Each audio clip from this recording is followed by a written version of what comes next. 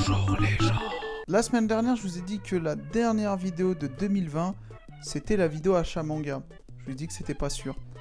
Bah en fait, j'ai menti. Parce que même sur les réseaux, j'avais confirmé le fait que c'était la dernière vidéo et qu'on se retrouvait en 2021. Je me suis dit qu'il fallait pas que je parte comme ça, que je vous laisse un petit cadeau quand même. Donc aujourd'hui, je vais vous présenter deux mangas que j'aime beaucoup. Alors il y a une petite douille dans ce que je suis en train de vous faire. C'est que ces deux mangas-là, je les ai déjà présentés sur d'autres chaînes. Et que les vidéos que je vais vous montrer, c'est aussi des vidéos que j'ai déjà faites pour d'autres chaînes. Et c'était deux vidéos que j'avais fait pour Felost et pour Jérôme JDMP. Mais je me suis dit pourquoi pas les mettre sur ma chaîne, comme ça, ces vidéos que je trouve qualitatives peuvent se retrouver sur ma chaîne que j'aime beaucoup, tu vois, c'est ma chaîne un petit peu, c'est un peu normal, tu vois. En plus de ça, il y a un thème précis pour ces deux mangas, on parle de manga. Mais pas de manga... Enfin, en fait, c'est l'univers du manga, mais derrière, genre, tu sais, les mangaka, les mecs qui dessinent et tout. Et je me suis dit que ça pouvait être intéressant. En plus de ça, tu vois, fallait que je te montre mes contours, ça faisait longtemps que j'avais pas de contours. Contours et calvitie aussi, ça commence fort, hein, la vie est parfois injuste. Voilà. J'espère que tu vas bien, que t'as passé de bonnes fêtes. Et moi, je te laisse avec ces deux petites vidéos. Je vais aller jouer à Cyberpunk, parce que finalement, il est sorti. Je vous souhaite de bonnes fêtes de fin d'année, parce qu'il y a le nouvel an qui arrive. Ne faites pas trop les zigotos là. Essayez d'être un peu sérieux. Précaution avant tout. C'est pas parce que ça y est, on passe à 2021 que... Non, le corona, lui, il est là. Lui aussi, il va faire sa fête, hein, si tu commences à voir tes potes et tout, t'amuser. Il sera là, il va vous guetter. En plus, là, il y a une nouvelle forme. Il y a un Super Saiyan... Il y a un Corona Super Saiyan qui se balade en Angleterre, là. Et il vient de venir en France. C'est quoi la prochaine forme? Il y a une forme à chaque fois ou quoi? Le truc, on dirait Freezer ou Cell. Nouvelle forme, nouvelle menace, mutation. Waouh, c'est un truc de ouf. Ah, on n'est pas prêt, hein. Ça se trouve, en fait, 2021, ça va être pire que 2020. Et nous, on est là à dire 2020, c'est la pire année. C'est pas fini. Il y a encore 2021. Bref, je vais arrêter d'être négatif. Je vous fais plein de bisous, des gros câlins. Et on se retrouve pour une prochaine vidéo. L'année prochaine. Salut! Bonjour les gens.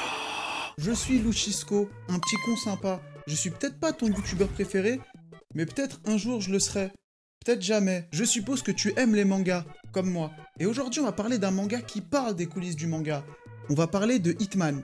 Alors, on va pas parler de Hitman le chauve, là, qui s'amuse à buter tout le monde. Non. Nous, aujourd'hui, on va parler de Hitman, les coulisses du manga. On suit Ryunosuke Kenzaki qui rêve de devenir éditeur pour Shonen Magazine. En gros, c'est le Weekly Shonen Jump. Pendant son entretien, il rencontre Tsubasa. Pas ce Tsubasa, hein. Une jeune dessinatrice. Kenzaki tombe sur un de ses storyboards et il kiffe. Alors soyez pas con, il kiffe le storyboard, hein, pas la meuf. Ils se perdent de vue et quelques mois après, Kenzaki devient éditeur. Il reçoit un coup de fil d'une personne qui souhaite rencontrer un éditeur et cette personne c'est Tsubasa. Et son meilleur ami c'est un ballon.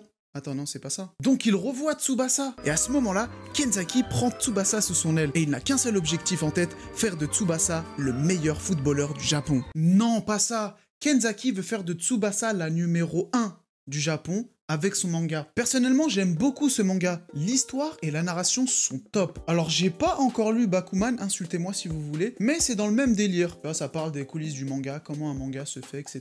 et tout. Et je trouve ça super intéressant de montrer l'envers du décor. Et ça montre qu'au Japon, le marché du manga, c'est un gros business et que les éditeurs ont autant d'importance que leurs mangaka. Et concernant Hitman, les dessins sont vraiment propres. De base, c'est pas mon style, mais quand c'est propre et soigné, je ne peux qu'apprécier. Le manga est édité en France chez Pika.